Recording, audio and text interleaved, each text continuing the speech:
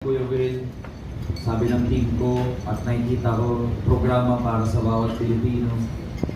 Magbibigay inspirasyon, magbibigay ng pag-asa, magbibigay ng konting luha, and sa dulo, magbibigay po ng saya. So again, gusto kong pasalamatan, of course, team ko, yung team ko na lagi kong kasama. Maraming salamat, Direk, sa buong production.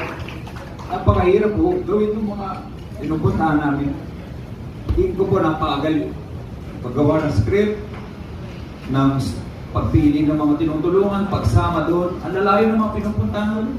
Nagpapasakit na po sila. Yung muling pinunta namin sa Davao, halos na hospital po isma namin kasama kasi sobrang pagod.